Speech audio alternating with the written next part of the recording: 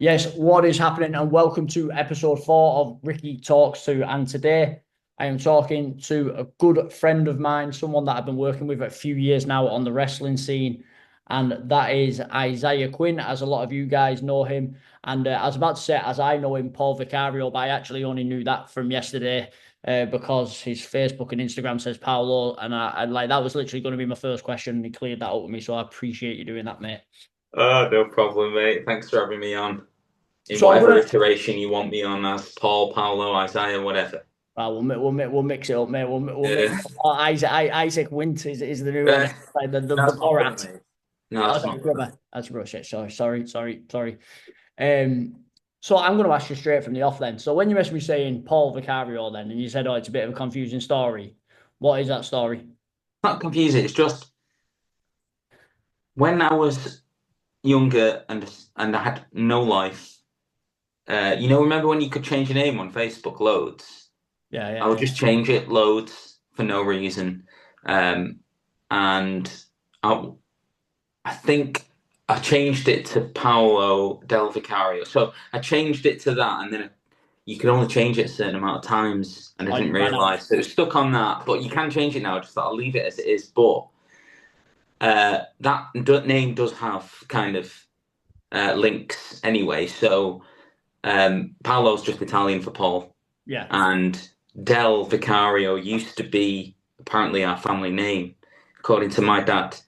He said Right. that his granddad or something had forgotten to write the Del on his granddad's birth certificate, so we lost the Del, but we were Del Vicario. So I thought that's pretty cool. That Del Vicario just reminded So me, are like, you half Italian then? yes, yes. So mum and dad both born in England, but their parents Italian, uh, but also my mum's dad was Ukrainian, so got no English kind of heritage really, other than being born here. Right. And my parents being born here, but like in terms of blood, it's all um, European, I guess. Right. Um, yeah, so uh, quite mixed. That's where the Paolo del and that's the Vicario. That's where that I comes can't, I from. can't, I can't be the only one who's asked you that though. Oh Because no, I so funnily enough, actually, I was at Atomic Wrestling last night doing commentating. Um, And Big Deck McCarthy comes up to me and he says, "Your wage is with um, someone at the sound stage, but it's under your real name." And I was looking at him, I was like, "But do you know my real name?" He said, "But you I, know, Paul. If I go up to her and say Paolo, is she going to look at Paul and think that's not you and skip that?" And so, yeah, I never thought it would cause confusion, but yeah, loads of people don't realize that it's just Paul. So it's a weird one. breaking news, It's a huh? weird one with wrestling, isn't it? Because it's like in what other circle would you say like what's your actual name? Like you know people, Oh you know a yeah, lot of people by the wrestling names, don't you? You know, obviously like yeah, yeah, you can spring to mind immediately the likes of like Lana, Joey Hayes, people like that, where it's like you don't realize that that's actually yeah, that, you just call them by that and they just you know. yeah. And if there's like, so if I speak to anyone, maybe at work, who we have a conversation about wrestling, maybe like they know someone somewhere who is a wrestler, and they'll say who, I'll be like, oh, who is it? And they'll say a name, and it's like, and is that who they wrestle as? And they're like, oh, I'll just check what his name is, and then they'll check the wrestler name, and I'm like, yeah, kind of, I know of them, sort of thing. Yeah, So yeah, yeah. it is really like I call so many people by their wrestling name just because it's easy. I don't want to imagine having to remember two names for everyone, like in ever. That well, that's why I use Rick Marcus because that's like Uh, I'm called Ricky Mark Halfpenny, so it's like right, Rick Marcus, that'll do me. yeah, at least easier for you. Yeah, Yeah, and it's like when I first started wrestling, I was actually called Ricky Cray, right? Because great. Oh, like Cray as in the crazy. Craig twins. And then I Yeah. realized after 6 months that it sounded absolutely dog shit. So I was like, I'll just go with Rick Marcus because you can put when it's just a name, you can put any prefix or suffix on it, can't you? You could kind Oh of yeah, with it. So yeah, so yeah. The country where did now. Isaiah Quinn come from then? So when I was training at Grand Pro Wrestling, that's what like my stomping ground really. Yeah. Um, uh, like was training for. I mean, I was training for like 3 years before I debuted. It's not like today, these young kids getting put in matches after 8 months or whatever. Shame. T-shirts before debuts. Oh yeah. So I was reffing for a bit at Grand Pro Wrestling. I did a little skit. I remember my first kind of performance beyond refereeing was I was the priest for Lana Austin and Sexual Kevin's wedding. Um, and I got laid out by someone, by a wrestler, and people. I came out to the Vicar of Dibley theme tune, and it was like people loved it. And I thought I could run with this here, so I went with I was training, and I was like, oh, let's try like Padre Paulo, like or something like that, like a priest kind of gimmick. But I kind of, me and Johnny sort of decided maybe to like leave the religious aspect out of it, for a number of reasons, really. But Yeah. Especially yeah, as times moved on and things like that. yeah. As well as the fact that like he reckons that like it doesn't have that many, it doesn't have legs really. Like what do you do after certain things? So we then toyed around with it being like a conspiracy theorist. From that grew, the cult leader Isaiah Quinn, and the name Isaiah Quinn was so there's this because when I was doing my research on like conspiracy theorists and stuff like that, I was buying books and reading random conspiracy theories, and one of there's an author called Zachariah Sitchin, he's called, and I don't know if you ever heard the theory of that there's a 13th planet. Yeah, That revolved around, and Earth was inhabited before humans, and they made humans and stuff like that. And it's absolutely, mental theory, no grounds in science really. But I just thought how interesting because like it was quite a popular theory, and this person's managed to like convince people that this is like a real scientific theory. Believe what you want, but I just found the whole thing like fascinating. So Zechariah, I thought Isaiah, kind of similar kind of sounding names, and Quinn just sounded normal-ish. Yeah, flawed. Yeah, to give it a bit of normalcy. Yeah. So that's where the name came from, really. Right. So before we delve too much into the wrestling, what I'd like to do, mate, is kind of because we met at In out. I don't think we actually met at in out. I think we actually met at pinfall training. Like Right. I came through from Barrow a couple of times, and I Nice. think you. In fact, I'm sure you were there because it was like Cal Stocks was there. Jack. Yeah, possibly. Yeah. There was a few there, and I think that's where I first met you. But I think the Yeah. first time we kind of like worked together and spoke to each other was at In Out, and we got Yeah. together in a group. But then unfortunately, the company folded like a couple of shows later. I think it was just before COVID, wasn't it? So it was kind It of a was. time in general, and I think they just didn't come back after that. I think that was kind Yeah. of what happened. I don't know anymore. And I remember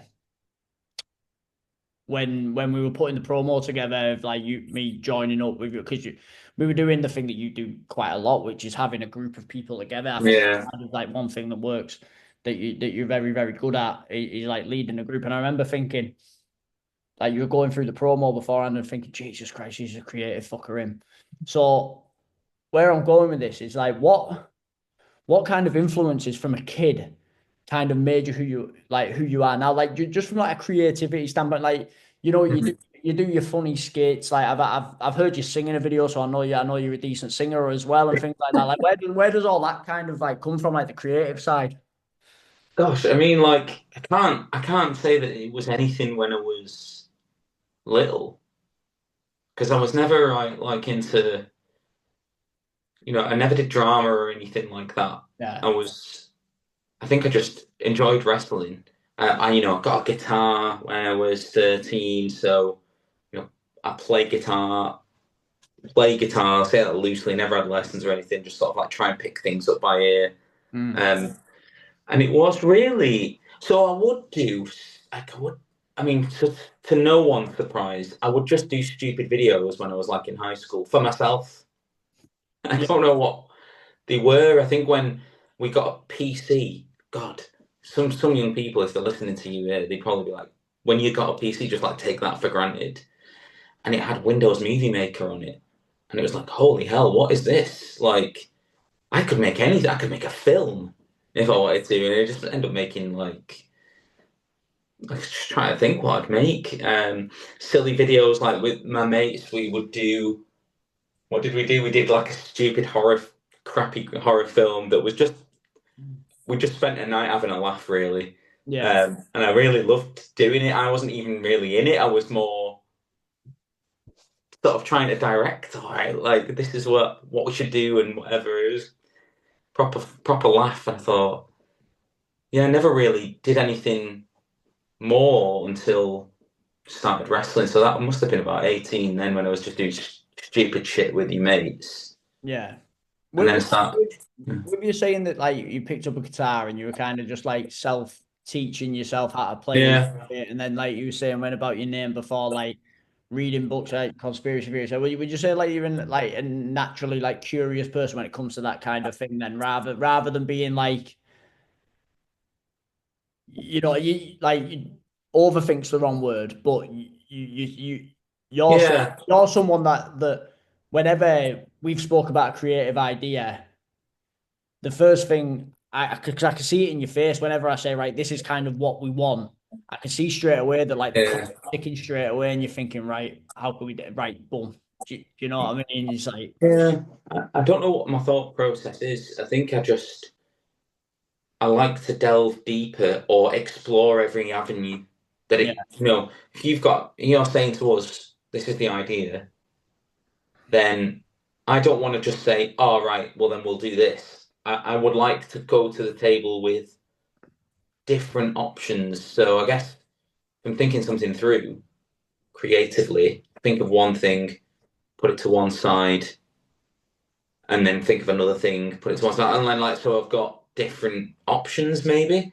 Um, to cover all bases. And I guess I kind of do that in my day to day job as well. Like, if I've got to deliver workshops to people, I'm thinking, how would they react to what I am telling them? yeah, Is telling them the right way to do it, or is them doing it, like yeah. better? Do they learn better that way? So, like, So like I guess sort of how they like, find it more engaging and yeah, yeah, yeah, get a bit deeper than a surface level. Right, here's a presentation, here's a workshop, here's a wrestling storyline. It's like how can we evoke emotion to get people more involved? Kind of. exactly that. Yeah, instead of like, this is what I need to do, it should be like, what is the reaction I'm looking for? What is the impact I'm looking for? Yeah, So maybe that is the sort of way I go around it. But like, I mean, yeah, like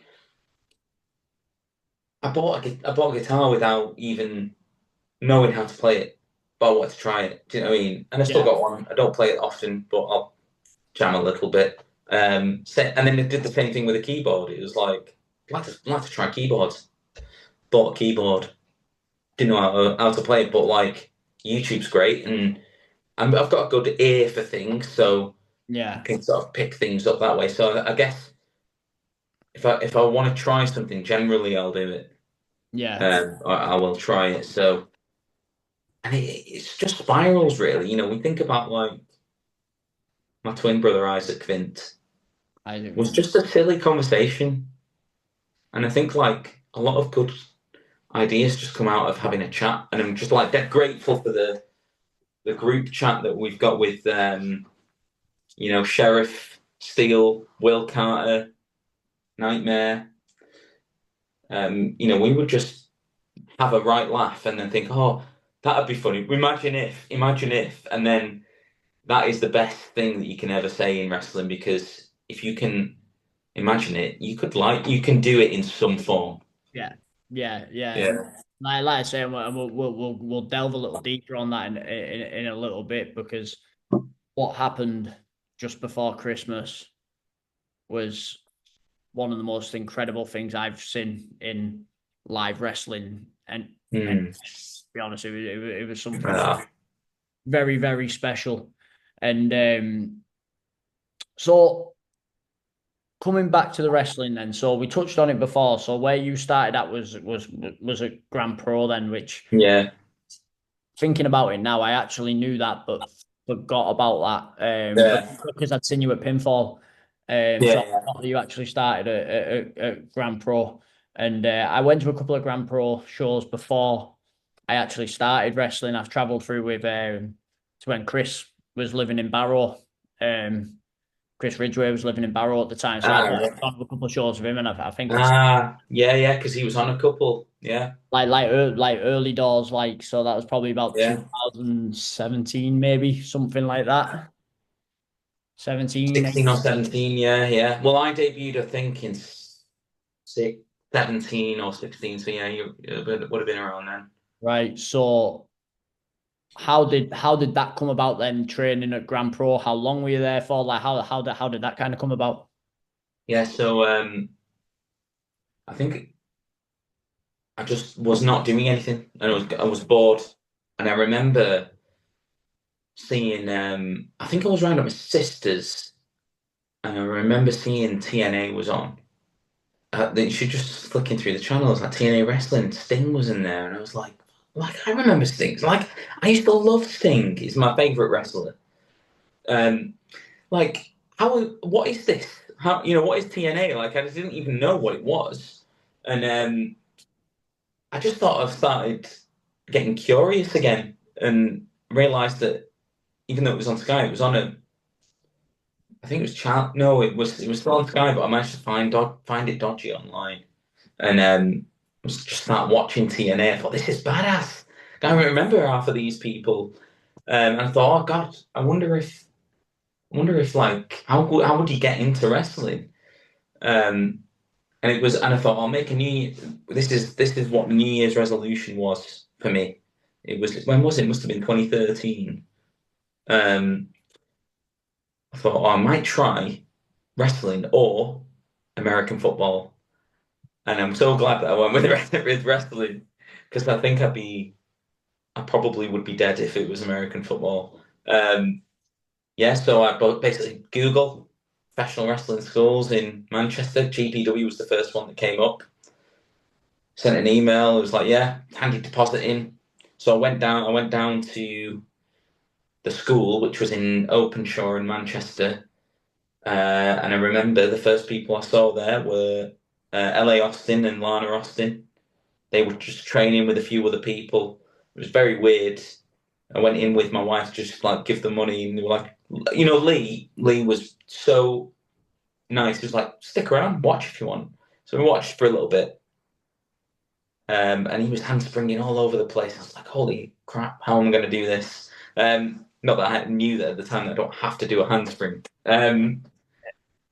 Yeah, so and then from there was training on and off really because I had a couple of lower back issues, and I think that was just down to, well, a couple of bit of genetics, but also the fact that I wasn't strong and I didn't know what I was doing. Just being strong. So it was about 3 years. It was about 3 years in training before I debuted, but I was out of action for about 6 months before I came back. Um, and yeah, and then it was just a case of waiting for Johnny, the promoter, to sort of like put me in something. Yeah, Yeah, the thing is with GPW as well is that I think a lot of people now don't realize like GPW like since GPW come back selling the place out and that again absolutely amazing crowds, brilliant promotion, but I don't think a lot of people realize just how many people like came from GPW. So yeah, some of the best people in, like, I don't want to say the generation above because they're a similar age to us, yeah, yeah, ones that have been doing it for 18 years or so that started when they were yeah, 60. yeah. Like the majority of the top ones from the Northwest actually came from there, didn't they? A lot of them did. Yeah, it was either GPW or Future Shock. GPW's been around maybe a couple of years longer than Future Shock. But we're talking 20 odd years. That's some wrestlers haven't been born, weren't born some of these young people coming through weren't born when Future Shock and Grand Pro Wrestling Some of these started. wrestlers coming through that shoulders are already popping out of socket because they've taken that many risks before they Uh, weren't even born then. yeah, I mean the uh, the good example of that is the '05. Yeah, good lads, very agile, very athletic. Not the dislocated shoulder parts. I'm talking about Yeah, yeah, yeah. every commentary. Every commentary I do on them is like the '05 stands for 2005 because that's when they were both born. That's That what I is thought when I saw this. the '05. I was like, Jesus Christ. Yeah, that is disgusting to me. Like, look at these young lads. Like, How old are you? How old are you, Paul? I am 37 in April, 37, same age as me. 3 months older than me. right? And you had your 37th then. We're on the wrong side of it here now, mate. So just can't quite give it up. It's a weird old drug wrestling, isn't it? Uh, So, yeah, so roll on a few years then. Like, because I remember actually training with you at Pinfall, and I remember you being quite a physical wrestler. I remember locking up with you and thinking this guy's actually quite strong and intense right. and I hope that's a compliment, mate. no, it is a Because compliment in because some circles that gets put down as stiff, doesn't it? Being a no, stiff worker. you weren't stiff, but it was like you were actually. I remember because you came in not stiff, but like quite intense. I remember thinking, right, I've got to act intense Right. back. And it actually brought, and then we did I think we did a six man tag together. Was it me, you, and Nick? As a Um, sitting out. in out, yeah. Yeah. And I remember Dynamite Lee was in it in that match, and we were planning it, and he was dead excited. Like I think it might have been his debut, or like one of his first matches. I remember he did a shine up Yeah. with me in the nose, and it was like fucking. I was dead happy for him. Uh, but over them years, then like worked a lot of promotions, and then how many years ago was it when you started having the issues with your neck? I haven't pinpointed when it started. So Um, was that because obviously we were in Morecambe and you were coming in as a wrestler, and then I think we spoke on the phone, didn't we? That like very early days that chances are you might not be able to wrestle. What was yeah. that like? What like the timeline of that? Was that a gradual thing then, or Yeah, it was all gradual. I mean, I can think of times when I had really bad, like stiff neck to the extent like I couldn't move my head. yeah, The pain was so intense and I didn't realize why at the time, and it might take a few days to go. Longest I had it was like a couple of weeks before I could fully get that motion back because there's that like a sharp pain. And then any time, like when I wasn't having that, them big flare ups, I was very tight, very really tight to the point where it was like that was also affecting mobility as well. Um, and I think, yeah, it got to the point where I thought I've got to get it checked out. And it was during COVID when I got it checked out. I got the scan. I remember this because so I got the scan in. I think it was around February, NHS scan, and I had to wait. He said it could be up to a year till you get your consultation. I was like, I just what did I do? I just started. I can't remember what I did. Right, yeah, that was it. So I ended up the place where I got the scan was actually a private hospital, but NHS were referring to there because they had such a backlog. I rang that hospital and I was like, can you send? No, I rang a specialist and they were like, we can get your results from the private hospital right. and you can pay us for an online consultation. So it's like, I'd rather do that and have peace of mind. But this was in like June then. So a good few months had passed. So I wanted to know what was going on as we were starting to come out of COVID. Come That would have been, ish, ish. would that have been June 21 then? Because COVID went on for so long, didn't it? Like, and like, Yeah, 21, I think. We weren't coming out of COVID, but the reason I remember is because in June I'd started a new job and we were going into workplaces with masks. So yeah. it was either 21 or 20. Um, I think it must have been 21 because the lockdown happened in March 2020, and it was about Uh, that was like 4 months of proper lockdown, wasn't it? The first. yeah. It would have been 21. And the guy was like, "This is what I see. Um, disc bulges, to the discs in my neck bulging and pressing on the nerve. So when you're getting that, you can't move your head. That's a flare up of the disc bulging and pressing on the nerve, and that's what's causing you to whatever. And when you're not got this flare up, because your discs are kind of damaged, all your muscles are trying to compensate for this lack of structure or posture or whatever. And he said, like, probably best not to wrestle. So then I was like, okay, well, I'll hard decision, but I'll retire. Did get when the NHS referral finally came through, he was like, I showed him what the private consultation said, and he said, I can understand why you're saying that. My opinion is, like, you have to feel it out. Like, do you feel like you can? But it wasn't enough for me to change my mind. Like, right, I've retired. It's been a few months now. I don't think I can get back into it again. I don't want to feel like the discomfort. Well, if you can't go full bore with your bumps, or you're almost Mm. oh shit, this might hurt. That's when you do flop your head and like hurt yourself. Yeah. So I just thought, no, it's not worth it. I've got, it's not my main source of income. It's a hobby. Yeah. Not worth, not for me. It's not worth putting myself in any kind of danger there. But it was never, you know, it was always like horrible to hear what it was that was the problem. Oh, and also some other bits as well that were like your neck's not going in the direction it should. Kylosis, it's called. Like how does that happen? Think little things, and but like it was never bad. It was never to the extent where it was like, no, we need to operate immediately. So I'm very very grateful for that. But it was enough for me to say, right, I ain't doing, and I ain't being a wrestler anymore. Yeah. Yeah. So how did you feel? How did you feel? Like, so obviously it's conflicting. You know that at the end of the day, it's like you can't go injuring yourself because you've got a proper job. Because as we know, Yeah. unless you're a contracted wrestler or wrestling pretty much every day for a good cost, you're not really making a living out of it. So it's not. No.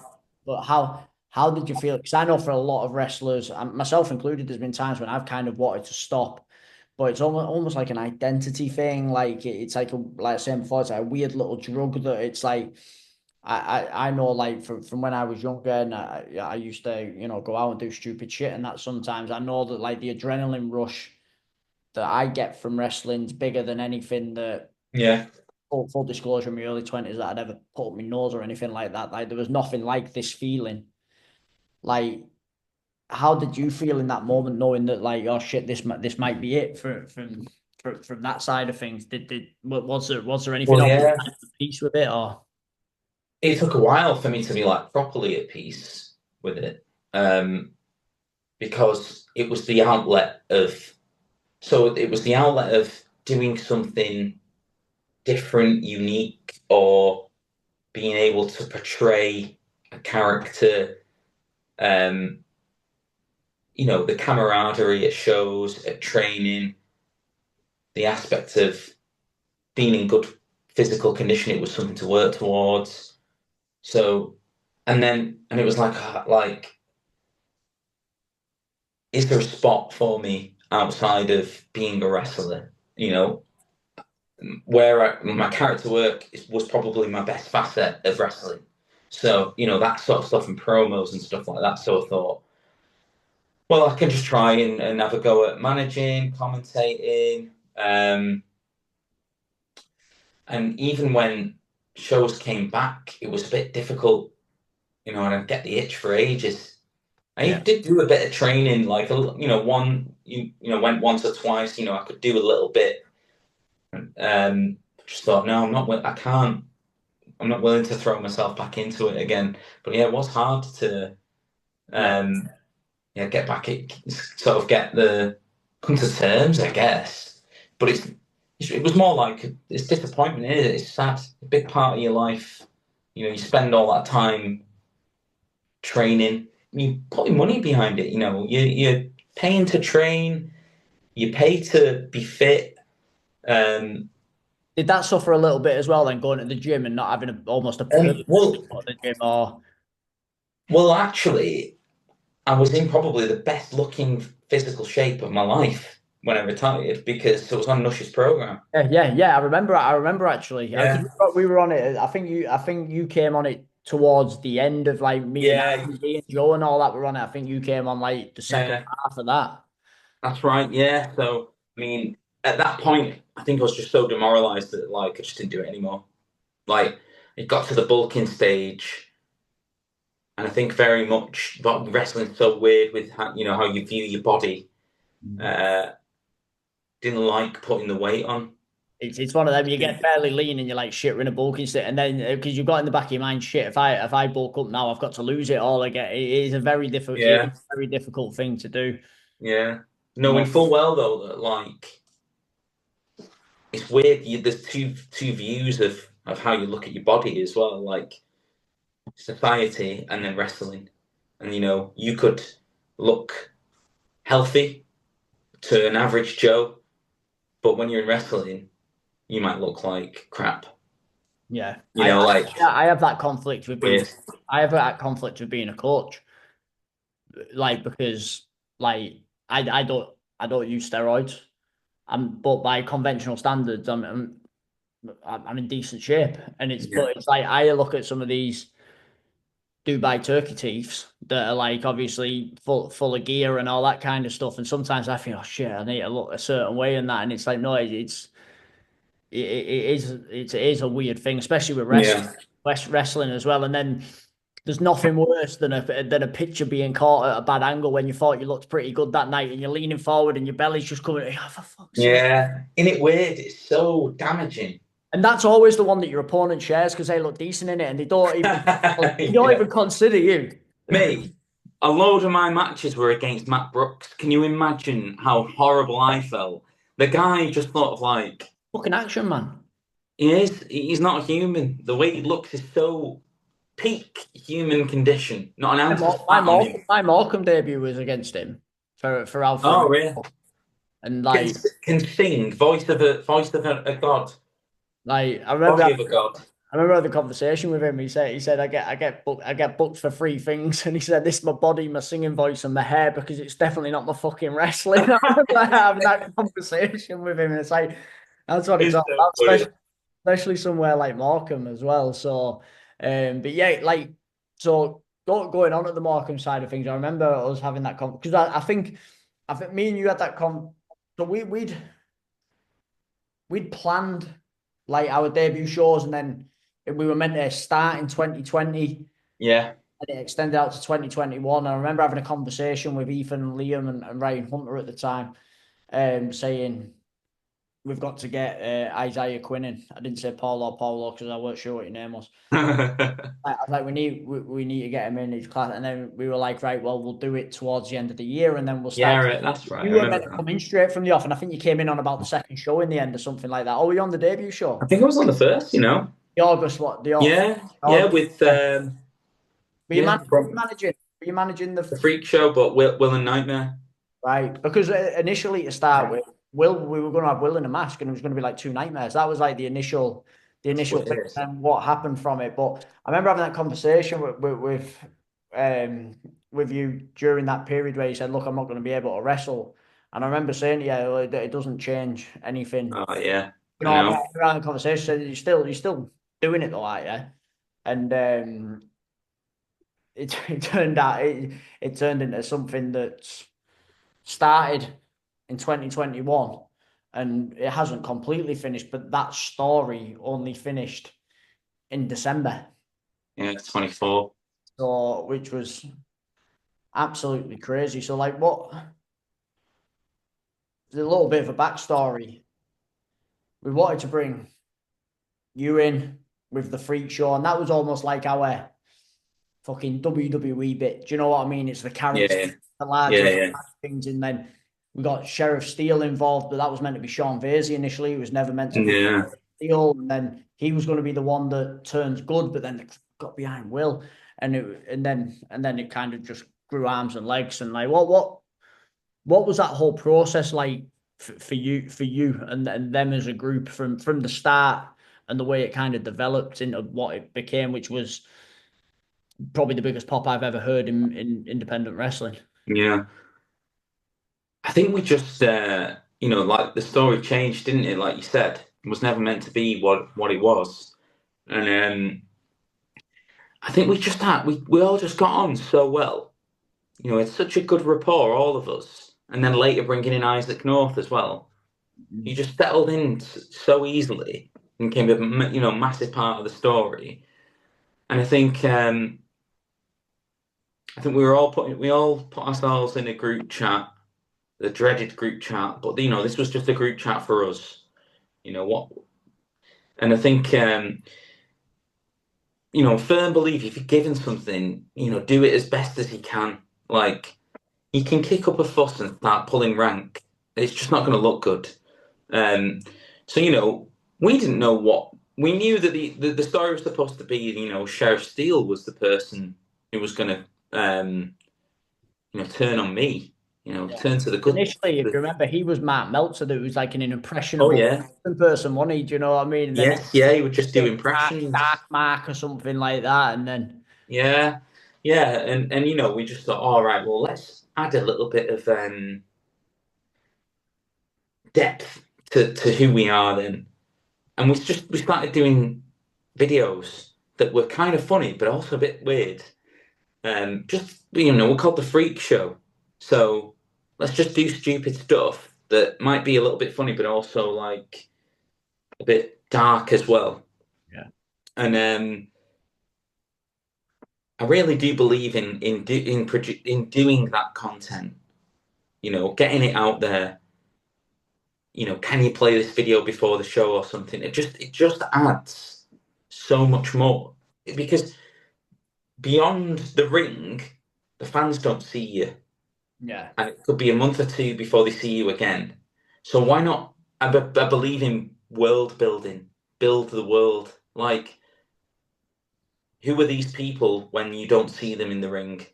yeah, So I think like promos, skits, character development is important beyond the wrestling ring. And people, maybe don't like using social media, but without that, I haven't got to the point place where I am today. And I'm not saying that like I'm a world beater, but I've been given good opportunities. I'm so grateful for the opportunities you guys gave me at Odyssey and Morecambe. Without you took them and ran with them though, because I think some people think, oh, they just pushed them, they just did this. So no, we didn't. It became undeniable, and like I think some people have thought, oh, you put time and effort into, you guys or RPD or whatever, and it's like, no, these people have got their own videographers and sorted their own promos out and came to us. yeah, What do you think about this? yeah, Never you've been. got to. It's never been. A case of right, we've made this for you, or we've made it. It's always off their own back, and then it grows arms and legs from there. Yeah, you've got to show initiative. So I think that's what everyone was so on board with when we were, all put together. Now, let's do these skits. Let's do these videos. How about in the match if we look at this? Um, and we were super granular with how we thought as well. I think not to the extent where we had to plan everything, like every little bit, but for production.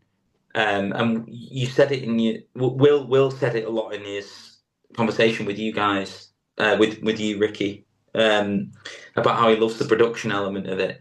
Like, so when we were having a match, it was like, oh, we should try this, and we need to tell the camera crew and the editor and Jones, Yeah. can you be positioned here? Because when it comes to the point where at that time it was Sheriff Steele where he turns, we've got this as a little clip that we can use. That's how I like to think. Not just there's the match, it's done. It was like How that. does it Like, look? a perfect example of that is when Will had to beat Isaac North to get the match Yeah, through. And you say, as he pins him, as the free's coming down, I'll slide in to come and stop him, and they'll just be there facing each other. And then that video that you guys put together, which was an absolute work of fucking art before the match, like I snuck out into the crowd to watch it, and it was like all them clips that you've just spoken about there, when it all came together, yeah. like holy shit, like I'm Plus, absolutely. you've got like a a library of stuff then. So like that thing with me sliding in to try and stop Will beating Isaac. Well, before that, we said, Will, when I pin RPD for the championship, come and try and break it up so that when I can be looking at you when I'm pinning RPD and they can be stopping you getting in the ring. Let's talent, get that visual. So then, we've got that visual, and then when the story comes for, we didn't know what it was going to look like, but Will was going to pin Isaac, and we said, hey, wouldn't it be great if we just flipped it, and now I try and stop you pinning Isaac? So we've got It's the amazing, it's amazing when you have them moments where you're like, holy shit, that's fucking brilliant. Because it was like, obviously, RPD was the champion, and then we had the thing with me turning on him and then being retired. But then Will was just coming up and becoming undeniable. And we're like, how can we carry this on? So this comes on. So he's like, I'll come in, attack RPD out the crowd. You cash in, then it's your stuff, then it's our stuff. And yeah, you yeah, know, it's different story threads when it there. all comes together like that, you was kind of saying it there when you have that you're shooting ideas and then you're going through it, you're talking through like, what about this? Like, oh my fucking god, it's so cool when you get that and when you get the payoffs for them. Yeah, and you might not go back to that and revisit it, but at least you've got something for a hype fit package or something later down the line. And a good example of like where the sort of doing your social media videos to hype a show and wrestling crosses over properly. In one of the promos, I fed Will some paper out of my book, Yeah, you know, and then in the ring on the final, when Will finally beat me, he fed me a page from the book. So if we didn't do that promo, that idea doesn't happen. yeah. Because we didn't have it in our heads. Oh, remember that library of stuff that we have. That's it. That's it. That's exactly. And Will's putting together the promo video for mine and Ryan's last man standing match at the thing. And like similarly, we were like, right, what have we done in the past? And even the promo we did the other day last year when it was like, if he beats me, I retire. And the line I used, he used in his promo there. And it was literally, and then when we were backstage and Will was like, say this, say this. And it was like, just because you're like, right, how can this all get clipped together? And it's like, and like, I know from personal experience, and I'm sure you'll agree, when you're backstage and you're watching that before you come out, you're like, oh, fucking hell, like you're fired up, aren't you? It's like, Yeah, man, I was when you're so a kid, hyped. it's all about the fucking hype videos, isn't it? It's, That's the reason they're called hype videos. and often they're not as good as them. Like often they're better than the matches. Like you remember them more than what actually happened in the matches themselves. So Yeah, it came down to a match then, you against Will, and you kind of after the show you sent a message to all of those guys and you put it on your Facebook and everything, something that's like out of character, which you don't tend to do on your Facebook thing. You kind of, you know what I mean, you can't, like on your yeah, Instagram, yeah, kind of keep it, Isaiah Quinn. You were saying it was nice to finish, things on your terms, like how, and like people that came at the Odyssey show this time will know that Will's having to step away from wrestling for a while because of a neck injury as well. So it's pretty, it could potentially be his last time in there. Like how did it feel to be able to come back and do one more and do it safely, because we actually knew at the time that Will wasn't in a great spot as well. So yeah, it was the best reaction I've ever seen. And from a moves standpoint, yeah. you didn't do anything really. Like No, yeah, dangerous. nothing major. Not between me and Will anyway. Um, yeah.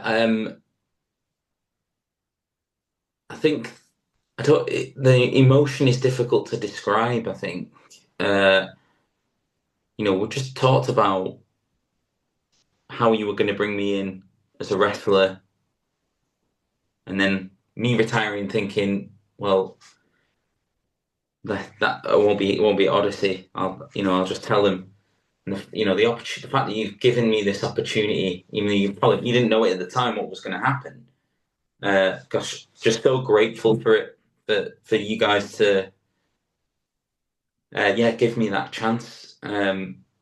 Because, like I said, like I could do stuff if I wanted to, but this is no disrespect to any promotion I work at. Unless you give me something meaty to get behind, I won't be having a match. Mm. Because it doesn't mean anything to me. This meant so much to me to be able to, um, go out, have one more match, all the lads, paying off all that hard work. Um, it was a bit like a relief, really. I think even winning the championship was a bit of a, what's the word? Um, just kind of shows that you can have an impact in wrestling without being a wrestler, And and you that, trusted us to do that. yeah, because that was the thing. Like when we were talking about it privately, like the only concern is will Paul be able to wrestle at any point, or do we have to do it as a gauntlet? Will overcoming the odds? Uh, Yeah. how are we logistically going to do this? And obviously, like when you told us you couldn't wrestle right from the start, we always knew that you had something more to give than just wrestling anyway. Mm. Um, so the fact that you've got the chance that because that was my only reservation. I was like, do we put it on him if he can't physically do anything? Because like Yeah. it weren't. Oh, you're not capable of doing it. It was more like Yeah, the physicality of it all. if he gets fucking hurt, and it was my suggestion to do it, I'm not going to be able to live with myself. That was more my concern. So the fact is that it was fucking brilliant. It was brilliant. Yeah, and it doesn't happen without uh, Sheriff Isaac Nightmare being, without them, we wouldn't be able to do it. The idea is that they were there to be the muscle, Yeah, poor and poor sheriff, deflect. So. poor nightmare and Sheriff Steele was sat like lost puppies in that corner of the room last week. Like, like Oh. Will was off doing things, and I went and sat with him, and I was like, what a downgrade this is. I'm nowhere near as good as I'm not. No, So not Isaiah Quinn. it's funny because I usually go to the side room and there's a radiator in there. I was in that corner. I was like, this is freezing. This is ridiculous. Yeah, we have to put up with that. So no, perfect, mate. It's perfect. So obviously you're still doing a lot of other promotions. You're doing you're doing your commentary, you're doing your management and that. Like how many promotions are you working for regularly at the moment now? Another five or six or something like that, is it at the moment? Might be a bit less. Four, yeah, maybe 5, 6 actually. Yeah, four or five, I would say at the minute, and that's plenty for me. Are you, I'm are you doing promo classes now as well? yeah, doing promo classes for Future Shock, once a month on a Monday. Uh, just started that this week, so I mean I've covered classes before, but I'll be taking over there for the foreseeable future. So that was the first session, just kind of having a look at like, what do people want to do? There's no point in just doing promos all the time if you actually want to explore some other stuff. So Yeah. we'll probably do some commentary. Like do commentate over a match. Yeah. Try and do a bit of feedback that there. I'm still learning. Everyone in wrestling still learns all the time. Yeah. I don't know. It's one thing knowing how to do something in your head, but it's hard to actually translate your thought process in how to do something. Definitely, yeah. Your Paul Heymans and that, they're very good at articulate how, because sometimes when you're learning how to teach and you're having to analyze, it's like, I know how to do it, but wait there, how do I explain it? Yeah, but also like I'm still learning when I'm commentating. I'm a lead commentator at Future Shock. I had to do lead commentating on Wednesday at Atomic. It's usually Lucy, but she couldn't make it. and it is so different than doing color commentary. The preparation is different. The delivery is different. And I feel like I'm more conscious when I make a mistake doing lead commentary, whereas when I'm doing co-commentary or color commentary as Isaiah Quinn, I can make a mistake and people will think I'm silly, and that's fine Yeah, because yeah, because I can be a silly when you're character. commentating, you're a character, right? Yeah, I can be a silly character. Yes, if I make a mistake, I think, oh, that wasn't. I shouldn't. I shouldn't have said it like that, yeah. or I have think I misworded think you put something. some on your story before that was quite funny. Like you had a slip up of words or something, and Oh yeah, slip up of words. The small package pin. It was so snappy. I'm telling you, Sam Bailey snapped that small package. So I said, "That's a tight small package." Which, as a lead, I was like, Troy Ryan was on commentary with me, and he just looked at me and was like, I was like, uh, I know, but did you see how like snug it was? That's what the name of the move was.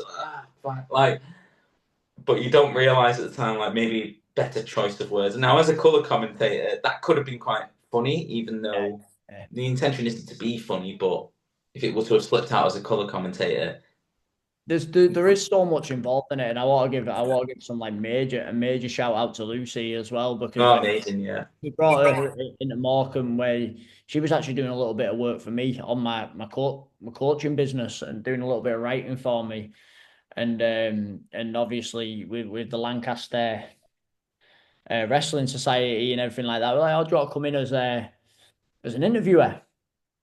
Like like backstage interviewer, and then she's gone on a commentary, and then when we watch the shows back and listen to a commentary, the way that she talks about the stories and that, when you're planning the match and you go, and then she'll say exactly what was on your mind when you were planning it, and you're like, absolutely brilliant. You just picked it, and seeing her getting all these, different promotions opportunities. So it's so fucking cool to see someone so passionate doing it. So a little bit of a shout out for Lucy there as well. yeah, definitely. I work with her at True Grit whenever we do the York shows and Atomic Wrestling, and she leads. Yeah. And when I had to do Atomic yesterday as lead, I hate to tell. I said, sure. Well, I shouldn't say this really, but I did miss her there because like usually it's her leading and I get to just sort of chip in, but it was a Yeah, different. yeah, yeah. She's telling the story, and you're chipping. Yeah, she does. She's very good at it. Very good at it, and in such a short space of time as well. And she'll only get better. I've Well, seen her some of the pictures doing the Spinebuster shows and some of the guest commentators she's had on there. That's so cool for her. yeah, she actually did one of the Morecambe shows on her own. Right. I don't think it was the one. I don't think it was the one where Will won the title off you. I think it was the one. No, no. I think it was the one before. Mark was unavailable and we couldn't get anyone, and we were like, oh, because we were even considering putting you in it, but you were the champion at the time, and we were like, Uh, he's too involved in the story to be commentating on other matches. Um, And I watched it back and I messaged her. I was like, "You've done it incredible there. Like you literally yeah. carried that." And it was, So just before we finish, you do a lot of fun skits and bits like that on your Instagram. Like you transfer deadline days and all that kind of good stuff. But my favorite thing that you do without a shadow of a doubt, and I haven't been the brunt end of one yet, so it's probably why I enjoy them so much, is your Christmas roast. Yeah. Right? Yeah, I've done roast. What I want to ask you is, has anyone ever contacted you upset? Because there's a couple of them like where, well, they know you're fucking about, but like I feel in wrestling people get the feelings hurt quite easy sometimes. Yeah. Has anyone ever? No, everyone's been good sports. And the more I do it, the less I care. Because at first I was a bit nervous. It's a quite bold thing to do. Um, no, no one's ever sort of like Always told there me are not like. people that you've got a fairly good relationship with, or has there been any that have just been kind of random that Some of like them were random. Some of them were random as a way of like, okay, this could be a bit of a test here. I'll go for this person who is maybe um, all over the place, like doing a lot of wrestling. So I thought, I'll roast him or her. And but the formula is, I think of the content, and I just place a person's name in there. It can Yeah, be yeah, like anyone's say something name. funny, and then who'd suit that, and like, Yeah, sometimes it's more specific because like it's relating to the character. But if you have a look at them, the one that got the most traction was the one I did on Lizzie Evo. yeah, and Um, everyone's going to kick but your if ass. you listen to it, I can replace her name with anyone. Yeah.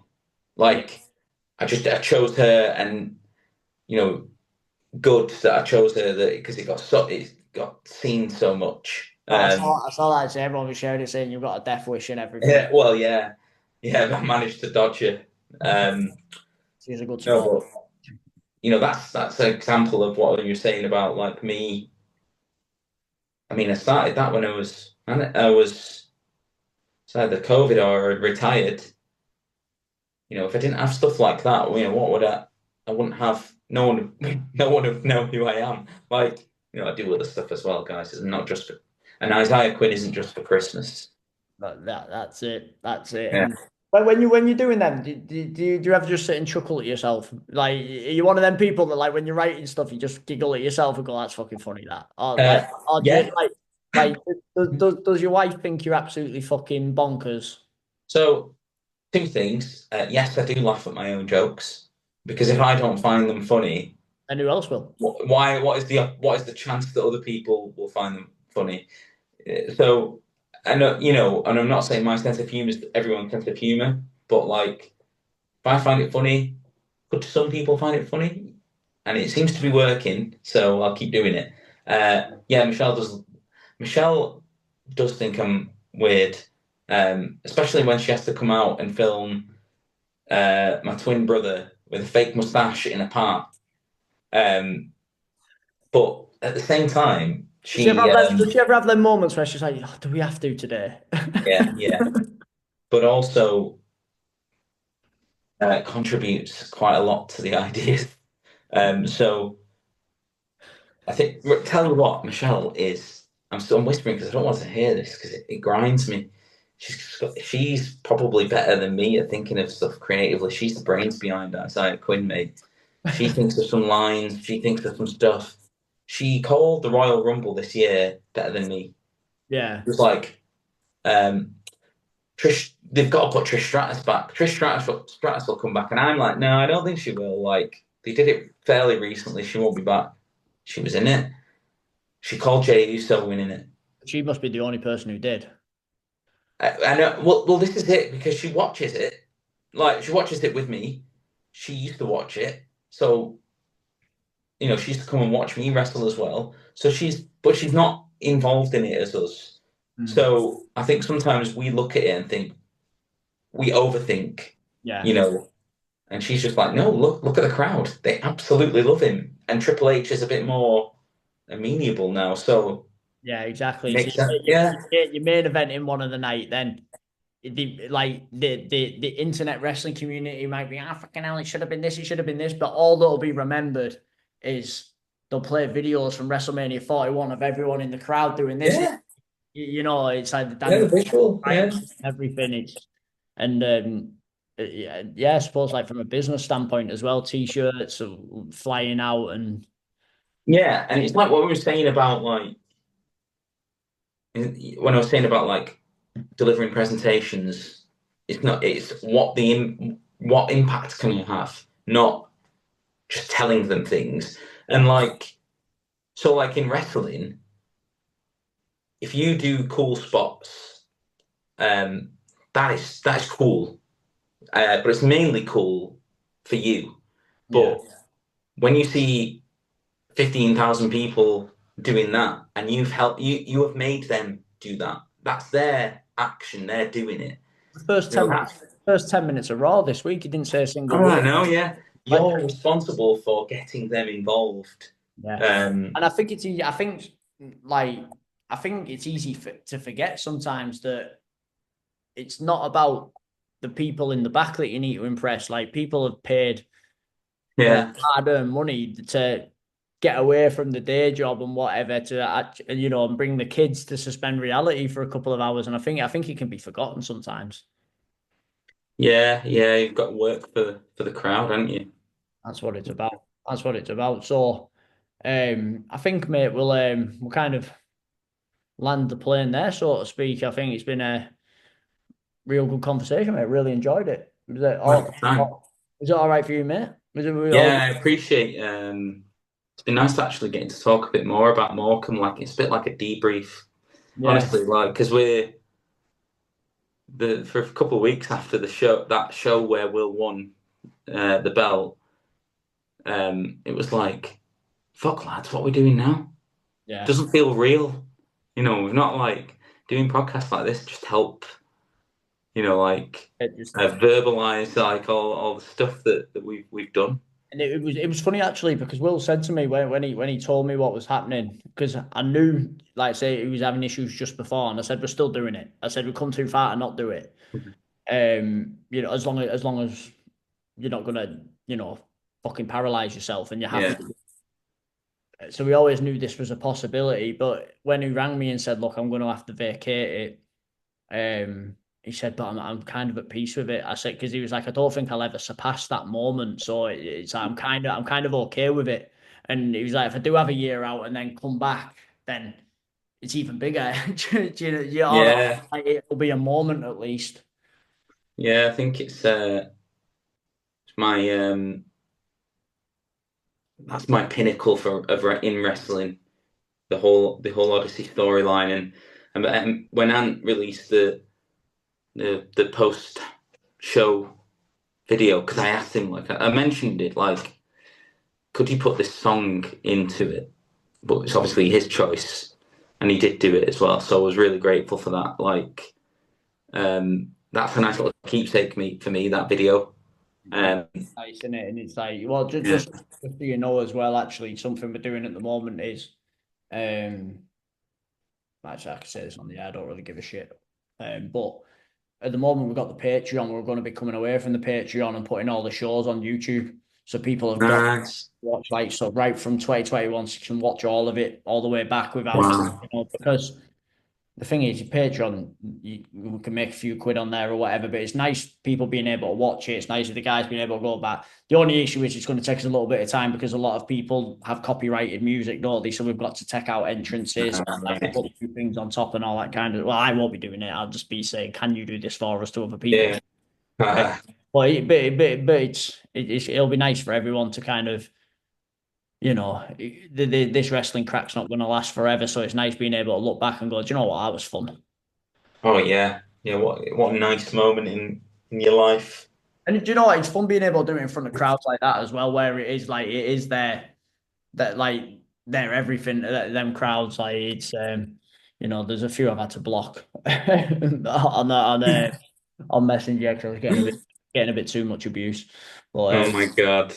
it's all good fun. I'm sure I'll be a good guy again down the line, and I can let them talk to me again. But it's Probably tomorrow with you. yeah. Well, Change your mind. you never know. You never know. Give it 12 months, and I'll think about it. Bit of unfinished business first. Yeah, yeah. No, perfect, mate. I appreciate you coming on, and yeah, that's all she wrote for now, mate. And I'm sure we'll talk again very soon. We'll get some plans together, and yeah. So if you enjoyed this episode, make sure that you like, share, subscribe, follow Isaiah Quinn on all of his socials, and yeah. Until next time.